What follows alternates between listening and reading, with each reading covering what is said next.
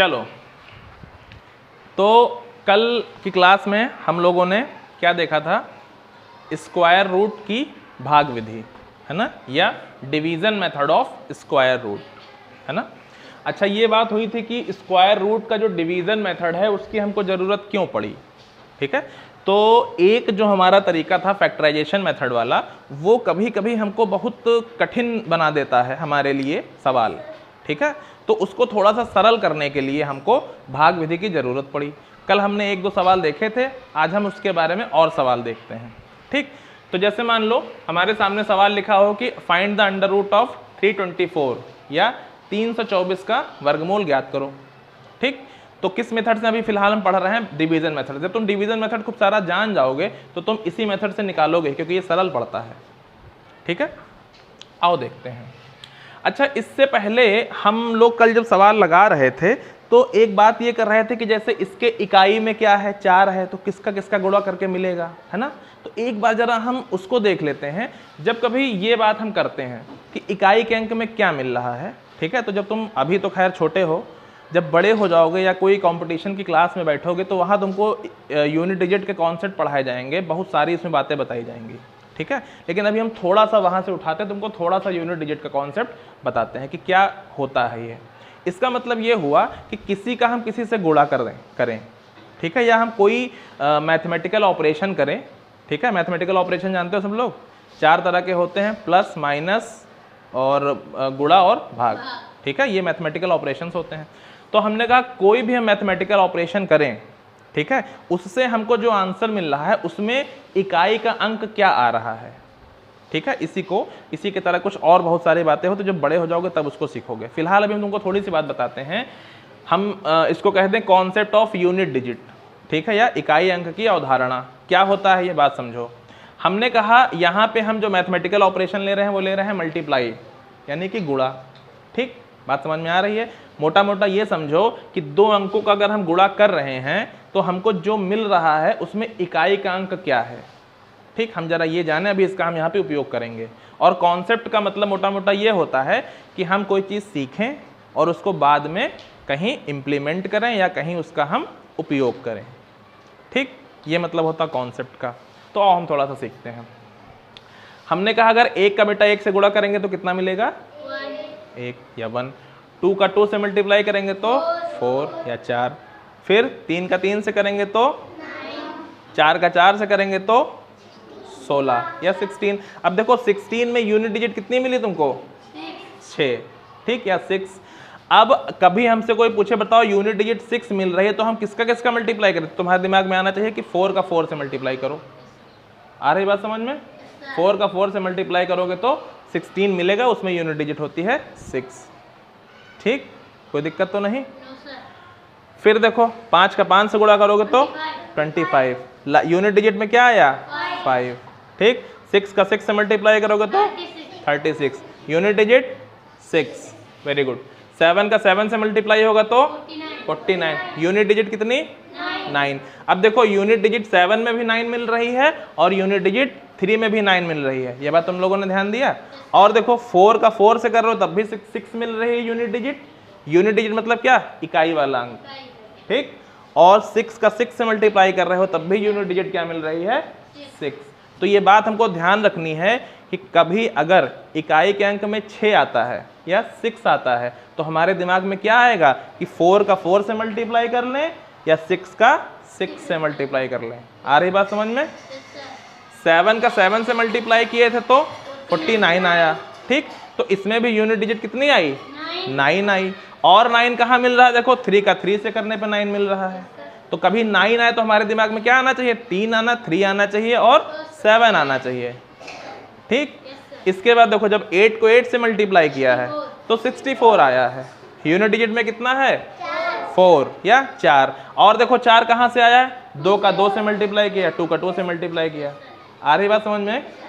फिर देखो 9 का 9 से मल्टीप्लाई करेंगे तो 81, यूनिट डिजिट कितनी है, 1। और यहाँ पे यूनिट डिजिट भी 1, यानी कि अगर कभी यूनिट डिजिट में 1 आता है तो हम 1 पे दिमाग लगाएंगे और 9 पे दिमाग लगाएंगे। इतनी बातें सबको समझ में आ गई। जरा इसको एक बार ध्यान से देखो, सब लोग इस पर जरा ध्यान से देखो। यूनिट डिजिट वाला कॉन्सेप्ट सारे लोग जरा ध्यान से देखो, इसको नोट भी कर लेना सब लोग।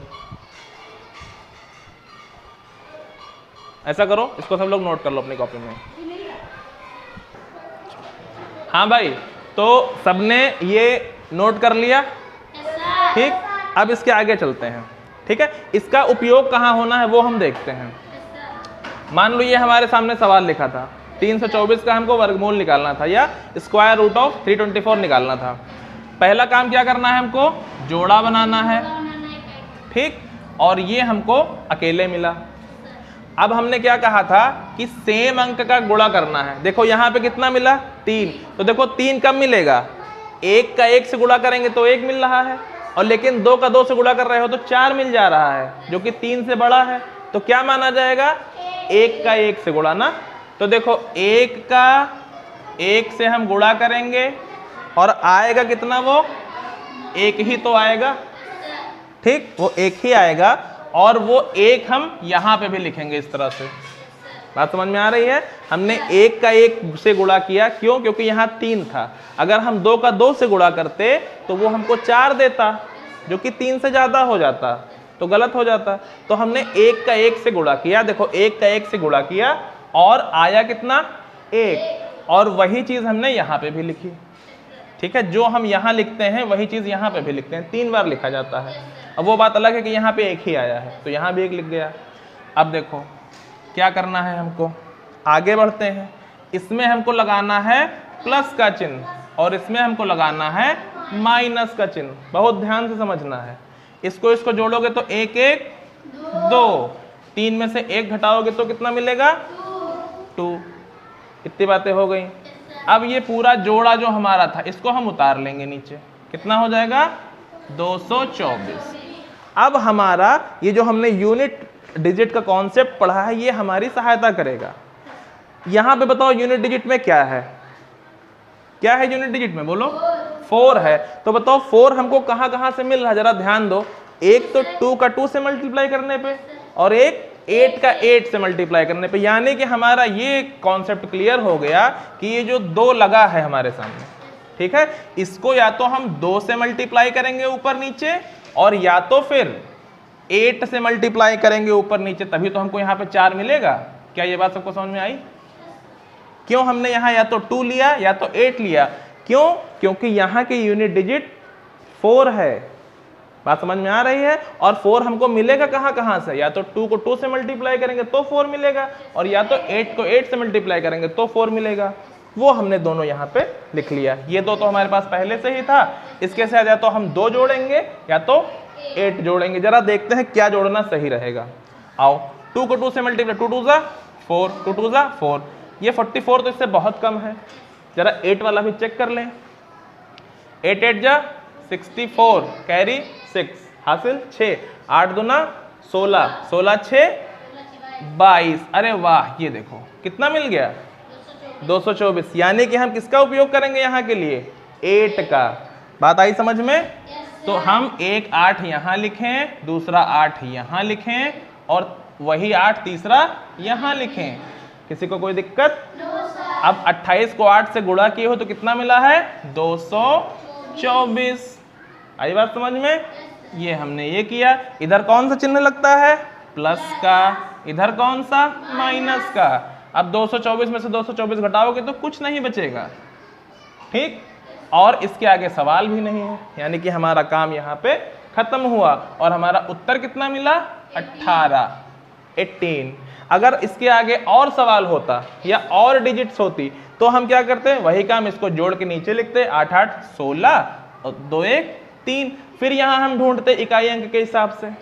बात समझ में आ रही है? इसलिए इस यूनिट डिजिट या इकाई अंक की यहाँ पे जरूरत पड़ी हमको। और इसका उत्तर हम कैसे लिखेंगे, देखो, √324 इज इक्वल टू कितना हो गया, 18। क्या सबको बात समझ में आ गई? इसको नोट कर लो और इसको 2 बार लगा के रिवाइज कर लेना। फिर हम धीरे धीरे और एक्सरसाइज और एग्जाम्पल देखेंगे और हम इसको समझेंगे। बात समझ में आ ही गई?